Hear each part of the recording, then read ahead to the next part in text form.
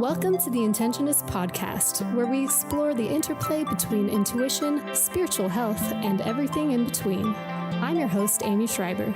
And I'm Hillary Zwallen. Our intention is to create a dialogue that inspires you to consciously forge your path with curiosity and compassion for life and its mysteries.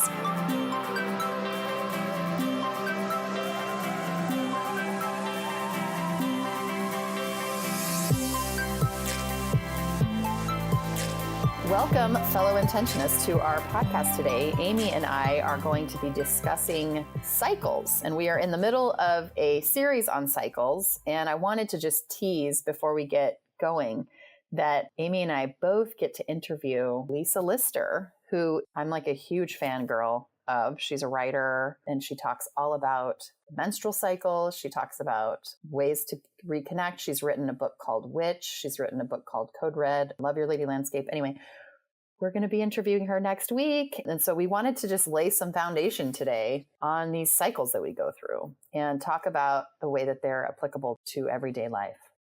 Right. So last week you interviewed Sarah, and that was cycles kind of on a life phase status. And so we're doing it cycles by each day. And then, like you said, next week is going to be Lisa talking about the obvious cycle, the menstrual cycle, the moon cycle, and all things amazing and womanly like that. Yeah, she's so great, you guys. I'm so excited for you to hear it. Yeah. Okay, so Amy, shall we just kick it off with our triple goddess every day, the everyday triple goddess? Okay, so yes. For those of you who are not familiar with the triple goddess archetypes, it is the maiden, the mother, and the crone.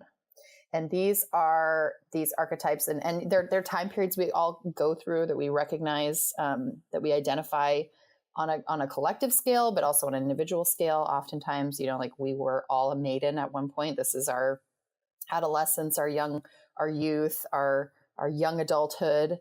And then the mother phase is that midlife, nurturing, caring for other people. Even if you're not an actual mother, you can be in that phase where you're a caretaker, where you are a person who is identifying where you're taking care of other people as well as yourself. You're nesting, you're creating family, whether it's in friends or whatever. And then the crone is our wise old woman, basically. It's what we grow into. And that's an archetype that our society is kind of completely thrown out. Like, we just kind of forget about them at that point, which I think we are doing a huge disservice to humanity by not honoring the wisdom that comes with age, and how can we move into that. So we wanted to talk about how you can honor the triple goddess on the daily. So Amy, do you want to mention anything before I fire into it? Yeah, just the understanding that this is an archetype. So it's a pattern of characteristics that we can use as a tool to understand something about ourselves in these given situations. So all this stuff is reflected in nature and on grand scales and little scales. We're talking about the little individual scale here. Right. And also non-literal, like also not the non-literals. Like, when I wanted to just clarify the maiden, that. mother, and crone, it's like, yes, this is kind of what it represents, but it's more the qualities of that time period. The maiden, that youthful vigor, that innocence, that discovery, that naivete, the sexuality. Right. And then, mother, we're a little bit more wise. We're caretakers, these things. It's not a literal thing. Yeah. Let's say we're talking about the maiden, the mother, and the crone on the daily. We can connect to these archetypes as we just move through our daily life. So it's great if you can notice, if you're taking an inventory of your life and you kind of step outside of yourself, and if you're in a situation where you may finding yourself acting like a mother, like maybe your go-to is to mother other people. And maybe that doesn't serve the situation that you're in at the moment, and it's causing more chaos. And so recognizing that you can step back and insert a little bit more of your wise, wild woman crone. Or maybe it's like, hey, maybe just let loose and don't feel like you have to be so responsible all the time. And you can identify with that younger maiden. Maybe women who are older and who are like, they just like won't grow up, right? And it's like, she could use a little bit more crone in her life. How can, so it's having self-awareness. This is also something really helpful to recognize the way that other people are showing up. And it's not the most helpful thing to be coming at him and being like, you're really being a mother today, right? But it's nice to know if you're coming at it in terms of how can I serve, how can I show up and support people when you're having conversations with someone and maybe they're in their middle of their life and they're really struggling with the concept of aging, right? They're moving into this phase. And you can really hear that what they're being run by is their maiden. And so you can offer support through that lens. So it's a way it's a way to look at how can we help support and hold other women by recognizing what are some of these archetypes that they're connecting to. Is that making sense? Right. Yeah. And ourselves too. It's just like a helpful way to describe things that may be going on. And I really like the triple goddess idea because it's short, like there's only 3. And so during your day, you can try to consciously take the opportunity to embody each of these. Like notice as you're reacting, but you can also like intentionally choose like, oh, I'm going to take this next 5 minutes to just play. This is going to be my playful child maiden moment. Then maybe later in the day, you can be like, I'm going to nurture something right now. I'm going to be the mother. And then maybe later you're going to go inside, quiet, reflect, meditate or something and do something crone-like. So it can be used as a model to like bring balance into your day so that you're not being completely run by one. You can make it more of a conscious goal type thing if you'd like to. I love that. Yes. So that's kind of a daily connection with our inner goddesses. Do you want to talk about sleep? You did a lot of good research on sleep. Yeah, that's like the most obvious daily rhythm we have is our circadian rhythm, right? And I feel like so much of our wellness has to do with sleep, like how well we can master this and not fight against this rhythm. Everything in our lives in modern society is basically set up to destroy the circadian rhythm. The industrial age, we have these machines, we have all this artificial light, and at least in many Western cultures, the machine is like the ideal. And so people started working like machines and just this relentless work ethic that is not aligned to the natural light, the natural way that our body was used to operating before. So yeah, I was looking up ways to get great sleep. And I came across this man named Dr. Michael Bruce, and he's known as the sleep doctor. He had a bunch of tips for how to figure out first how much sleep you need and then to get good sleep. Because good sleep is different than just sleep. You have to have the quality sleep, which has to do with dreaming. I feel like I haven't had good sleep in maybe years. Like this topic is hitting very close to home, Amy. Please continue. Okay. Yeah. So apparently you need 5 sleep cycles per night. It just has to do with your brain waves and you start light, then you go into this deep dreamless sleep and then deep REM sleep. So you should be getting 5 of these per night. And he says that to find your ideal bedtime, you need to just pick a wake up time and count 7.5 hours backwards from it and try that. And then note what time you wake up naturally, like having set your alarm or whatever. And if you're groggy, then try going to sleep 30 minutes earlier. If you feel fine, then that's probably what you need, because not everyone's cycles are the same amount of time. Like some people might have shorter than 90 minutes. So that's why some people can get like 6 hours and feel fine, and some people need like 9. Yes. So it's just a matter of experimenting and deciding. And it seems like at different times of life, it's the same thing where, when you used to need 8 hours of sleep, you suddenly can be fine with 6. As you get older, it seems like it's just harder and harder to stay asleep. So there you go. Yes. Yeah, it's been really weird here because my son Lincoln, who's 8, he's been staying up really, really late every night to like midnight because we're in Spain and people just apparently don't sleep here. So right, like you can't even go to dinner until 8 o'clock, right? Right, yeah. The restaurants don't open until 8, sometimes not even 9. But so he's been staying up just like along with us, sometimes later than me. It's been so weird. I've been having him tuck me in at night. He's like, will you sing me a song? I'm like, well, I'm going to bed now. So you can sing to me. Yes. you tuck me in. But yeah, he sleeps, like if he goes to bed at midnight, he wakes up at like 11. Wow. The next day. So he's like on the 11-hour schedule. That's how my kids, I force them to go to bed at 8:30. So they go to sleep They go to sleep Right. early, but they have a lot of practice and school all day and they're busy. And then they have to get up early for school. And they usually wake themselves up at like 6:45, between 6:45 and 7:30. So they're on like 11, they do like 11 hours. Yeah, that's like And 11. I find if they don't get 11 hours because they're growing, they're only 6 and 8, they're so grumpy. So Yeah, it's the like worst. they have to sleep or else the rest of us really suffer. Yeah, sleep. Other sleep tips: no caffeine after 2 p.m. And if you drink alcohol, give an hour between each drink and your bedtime. So if you're having like 2 glasses of wine at night, you need to like wait 2 hours after that to go to sleep. Really? Because alcohol interferes with your sleep cycles. And then get 15 minutes of direct sunlight within 30 minutes of waking up. That's interesting. I definitely do not do that. The only time that I remember this being the case was in Washington. I would have to, when we lived there a couple years ago, I would have to walk Lincoln to the bus in the mornings. And so there's always bright light like poking out through the trees, which was, I think, totally prevented seasonal affective disorder because the sun would be hidden behind the clouds for the rest of the day. But I got that little 5 minutes of bright light in the morning was enough to keep me happy enough for that time. I think that's so smart because I usually roll out of bed and then I'm just like doing the morning routine with my kids.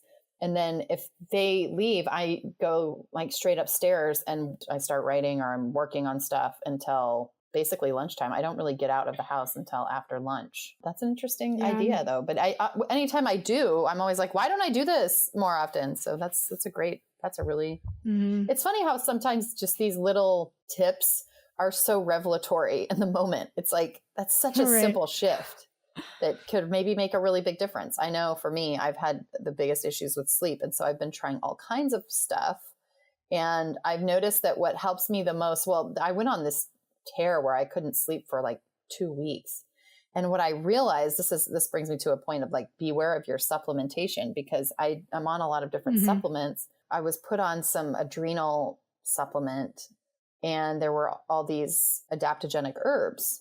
And I was taking this and I'm like, I'm not sleeping at night, but I have all this energy. I don't know what's going on. Like I literally am up all night, just I can't sleep. And then I wake up in the morning and I'm exhausted, but I can like still, I'm going like crazy. And then I realized that I started doing research on like these blends. And this one blend that I was using had ashwagandha and cordyceps, which are like, even to me, they're like stronger than caffeine. And so it would be like me taking a cup of coffee like right before bed and then being like, why can't I sleep? For those of you that are listening, because adaptogenic herbs are kind of all the rage I see on the wellness blogs and stuff that I follow, everybody's drinking adaptogenic herbs and putting them in their smoothies. Be really mindful of the amounts that you're using and understand that they are really powerful. Well, in time of day that you're taking them. Yeah. And I think too, as you clean up your diet, if that's what you do, then your body's even more sensitive to that stuff. You know, I don't really drink alcohol and I can't even really drink caffeine as much as I love coffee. I just can't do it because I get so jittery. So when I do have anything that's kind of an upper, it's just like, whoa, I'm a mess. So, well, that's a good so that was actually really helpful. And the other thing I've noticed is if I have to turn my phone off at 9, I have an alarm on my phone where I cannot get on it. Like I can't be scrolling through social media. I can't be doing any of that. And it really doesn't even serve me too much to watch movies and stuff at night. I just have to read. If I read, then I can go to sleep pretty easy. Yeah, that's what I have to do too. Yeah, I've got to have like 30 minutes of book time or else I'm in trouble, which has been good for me because I feel like I'm getting way smarter because I'm reading a lot of books. Yeah, books are good. Yeah, my husband's the movie guy and he can't fall asleep unless he's watching a movie, which is opposite of what they say because they say that the red light or the blue light on computers mimics daylight. So that's why you shouldn't be on your screens before bed. Right. But there's actually a software I learned from this sleep doctor guy as well called Flux software. It's F.LUX. Wow. And you can put it on your computer and it actually changes the light being emitted to red light, which is more sleep friendly. And he also said that the night system or the night setting on your phone and iPad, like that doesn't do anything. Like it's still blue light that's coming out. Right. Makes sense. I mean, I totally notice it affects me. Yeah. The few more things he said was that to take naps, like the ideal nap time is between 20 and 25 minutes. And that if you nap in the morning, that can boost memory and creativity. If you do the afternoon siesta, that can boost alertness. And evening naps are for focus. Ooh. So yeah, I thought he had some good tips I wish there. I could nap. Can you lay down and nap? My husband can sit down anywhere and close his eyes and take a nap. And I'm so jealous. I'm a pretty good napper. I don't do it often, but I probably do it a couple times a month. Oh, so great. But I nap for like 2 hours. So it's like not really the recommended. But Yes. so there is like a major link I was also reading between fatigue, insomnia, and depression, which I know that you can attest to having like had this severe lack of sleep lately. It's true. I can just say yes. Yes, that's true. Okay, go ahead. Sorry. Well, the other person, when I interviewed Letty Cooper on self-love, she talked about how she's really struggled with depression and her triggering is lack of sleep. And so she knows that she needs to go to bed. Like we are so used to just running ourselves ragged. I think it's easy to do in our culture that, something that seems simple, but also if you've ever experienced insomnia, it can be like so horribly frustrating. Yes. But that has to do with the REM, like the loss of dreaming.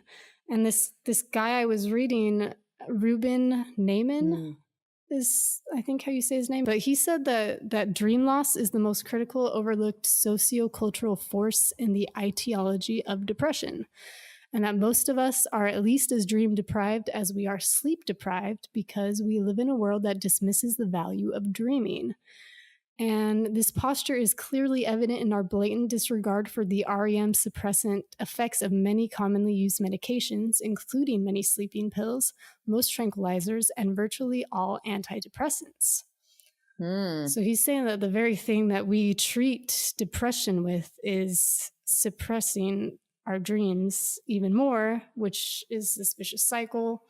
Oh, it's so hard. And I love that he describes dreaming as this psychological yoga that expands constricted consciousness. Like our dreams, we play out these huge dramas with all these emotions, and no one really knows like exactly what's going on in dreaming, but just that it's like hugely helpful to our health, and that when we don't have this dream time, it causes disease and disorder. Wow. So that's really interesting. I think, I don't dream too often. And when I do, I'm always so happy that I did. I always feel great the next day. And I often think of how, just how important even the messages are in your dreams, even if it's just kind of off the wall, weird stuff, even if it's just kind of like that dream made no sense, to just reflect on it and think, well, what is my subconscious conjuring up from the day's events? Like, what am I afraid of? What's bothering me? It's such an interesting indicator. Yeah, definitely. I love using dreams as kind of like a little gateway into the brain and try to have fun, like interpreting them. This guy says that like simply knowing that dreams are meaningful is more important than knowing the actual meaning of the particular dreams. Like as fun as interpretation is. That really goes towards anything, right? Like signs in nature, synchronicities. It's more like, what does it mean to you? Right? Than looking outside of yourself and saying, well, what do the experts think? Right. Well, and just the noticing it itself, that's just like the mindfulness. And I find, do you ever try to remember your dreams? Like before you go to sleep, set an intention. I'm going to remember my dream tomorrow. Do you ever try that? I have. I don't do it every night, but now that we're talking about it, I'm thinking I need to do that again. But yes, I have done that in the past, and it does work. It's crazy how much it works. Like it does. When you do sit before you go to bed and you just think about it, like, okay, what are any, messages I want to get in my dreams? What are, you ask yourself, kind of show me what I need to work on. Show me what's up for me. I just want to remember my dream. Yeah. And it doesn't always happen like the first night, but I've done it in the past where I've, done it for a few weeks at a time, and it does become more of a regular habit. Yeah. It's like a little dreaming memory muscle. And every time I remember I've been remembering to do it like these last 2 weeks, most nights. or I've remembered more dreams than I have in a while. So very exciting Yay. business, the dreams. Anything more to say on the sleep? And I don't think so. Let's talk about the negative cycles and breaking old patterns. right. So yeah, we can't do a series on cycles without noticing that as humans, we are entrapped in so many negative cycles and habits that just run us, if we don't look at them. And the more awareness that we can bring to these patterns, the more we can intentionally select the ones we find constructive and get rid of the ones that we see are destructive. So it's just basic mindfulness, as always, is the answer to everything. Have you looked at the blog Brain Pickings? No, I never have. It's one of the best blogs in the world, I think. This woman who does it is just such a good writer, and she's just compiling basically all the most interesting and wonderful things like in culture and in literature and in science, and she compiles them into these awesome articles. So everyone who has not heard of Brain Pickings, do yourself a favor and look at her stuff. It's really awesome. But I was on it the other day, and she had done an article about these artists wrote letters to Vincent van Gogh. So Vincent van Gogh wrote letters to his brother, and these artists got together for an exhibit and wrote replies to the letters, and they were just displayed at the Van Gogh Museum. So Nicole Krauss, she wrote one of these letters, and she said in it, she just talked about the human brain and how despite that it has all this freedom, its default is just regress to this repeating pattern, and how as humans we're obsessed with the patterns of things and the cycles of things, and the mind echoes these cycles even though it doesn't have to, but its thoughts go on in loops. She says repeating patterns established so long ago that we often can't remember their origin or why they ever made sense to us. And even when these loops fail to bring us to a desirable place, even when they entrap us and make us feel anciently tired of ourselves, and we sense that sticking to their well-worn path means we'll miss contact with the truth every single time, we still find it nearly impossible to resist them. But to violate these patterns is what is most important in creating art, in living a meaningful life. And the thing that's keeping us from breaking these loops is fear. And the thought that we are predestined, or that we have no other way of changing the way that we are, that it's our nature. Mm-hmm.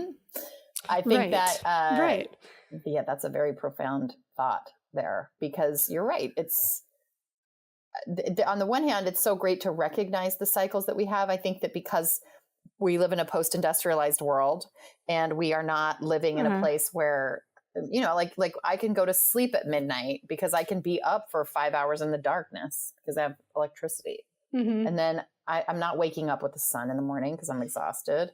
And I can be on a computer, and I can work myself. I can work like way more even than I think our parents were able to do, because we have technology and we can send emails late into the night. And there's just all kinds of things that prevent us from connecting to kind of the natural rhythms or the natural cycles of the world.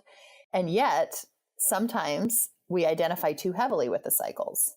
And so there's something about separating our nature with our desires. And right. Well, and I think the really important thing about what she says is it's fear that keeps us entrapped, fear of looking at these patterns and how they're running us. I don't think she's really saying that to notice the moon and to notice the seasons is a bad thing. Like, it's our mental constructs that we built and model after these things and let run us instead of being consciously aware of them, which is a scary thing because it's change. It requires change when we look at these patterns and we see, well, this isn't serving me at all. I'm going to have to do something different. And and that's what's unknown to us. The pattern is familiar, like the breaking it is not. And that's why it's scary. Yes.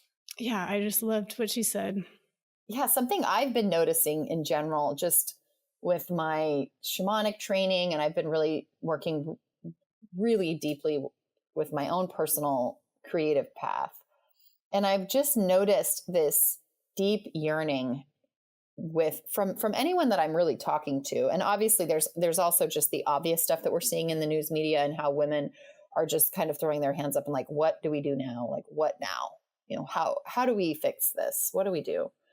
And what I've noticed is that there's this real wanting for a new engagement with the collective. And I think a lot of that is, how do we approach, because we live in a world that has been created through patriarchy. I mean, really like 2000 years of it or longer.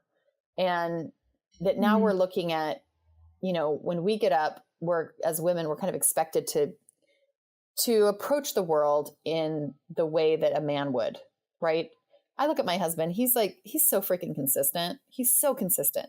Like, he wakes up, it's not like he doesn't have emotions or feelings, or that he doesn't have good days or bad days. He does. But like, I am totally different, whether I'm like well into my period or what day I'm on. Like, I'm different every day. And as a woman, I think there's a lot of collective tension and pain around how do we relate to and honor our internal cycles, and also show up in the world the way that it is right now. And so that's just an observation I'm making. I don't have the answers to that yet. That's what I'm contemplating on the daily. I'm trying to figure out, how do we do things in a new way? How can we help to shift and evolve in consciousness and just our collective society? How can we continue to move in a way that is equitable for people, and for women? Obviously, that's my biggest focus right now. What has been calling to me more than anything is just this idea of, as I've been returning to myself and really reconnecting with myself, I just recognize how much there's this collective sisterhood that I think really wants to explore how we connect with ourselves on a cyclic level and what that means. And so with that, I would challenge our listeners to really contemplate yourself and your own cycle, whether it be menstrual cycles, or maybe it's the way you can use the moon as a 28-day cycle, and just start to notice the ebbs and the flows of productivity, of energy, of desire to withdraw, of emotion, of our physical output, emotional, mental, and just how you relate to other people within that construct. Because I know for me, I am just starting to contemplate myself in this way. And I feel like I've been a seeker my whole life. Like, I've been wanting to dive deep like my whole life. And so I feel like if I'm just kind of showing up to this, it feels like a relatively new concept. I'm sure there's people that have been doing this for a long time, but with our background, with the religion we were raised in, and just where we were raised in the Western United States, to me, it's like revelatory, Right. Well, it's one of those new old concepts. So it's like everyone just did this naturally before the Industrial Revolution, right? But now it's something we have to consciously reconnect to in order to learn from it. I like what you were saying about the collective looking around and seeing kind of what's going on with yourself, like your place in your own cycle, but also what's being mirrored on a society level. Yes. We have a prehistory museum around the corner, and seeing like these ancient cultures, like this is why we study history, right? To see the cycles, the rise and fall of empires, and see what they're doing in these cycles of creation and destruction, to like see how we can avoid the pitfalls that have been made in the past. What was lost, right? Like to recognize maybe some of the good things that have been lost due to extreme power grabs. What worked for them. And then also not to romanticize the past too much. I tend to do that. I tend to be like, well, it was so much better back then. It's like, no, I really don't think it was better back then. I think we're living in the best time ever in the history of the world, but maybe not for every single person in every single circumstance, but by and large. Yeah, it's true. Every time I watch a historical fiction movie, I'm always thinking, like, trying to imagine what it was like back then, and looking at everyone thinking like, wow, everything just smells so bad. Can you imagine? I know. Well, and really just, I mean, we think we're oppressed now. I mean, come on. And not to say that there aren't people who are legitimately, seriously oppressed all over the world. But I mean, it was like everyone, there are people that are getting out. And I think there's conversations happening. And I think that we are headed in the right direction by and large. But it's like, oh my gosh, when you really look at the way it was, it's like, we can't go too far back and go, well, it was just so much better back then. But I do think that there are key elements of, especially when it comes to women, right? Things that were lost in terms of how, I think this cyclic nature in society is one. Yeah. Yes, just thoughts. So I would just challenge our listeners to take an inventory on your personal cycle. And you guys come back next week and listen to the episode with Lisa, because she's incredible. And I'm excited for you guys to hear. Very excited. Yes. Yeah, it will definitely be worth listening to. She will teach us how to unlock the cyclic superpowers. So very good stuff. Yes. And thanks. And just before we part, first we want to just thank you that you're here. But it means so much to us if you enjoy this, if the topic we were discussing resonated, to share it with someone who you think would like it. We just would really appreciate that. So thank you so much. Yes. And have a great week. Before we part, we'd like to say thanks for listening, and we hope you'll connect with us on Instagram, Facebook, and YouTube. We would love to hear from you and appreciate all feedback, shares, and likes. To learn more and subscribe to our newsletter, visit Intentionists.com. And no matter where you are or what you're creating, we send you love and invite you to breathe and begin. See you next week.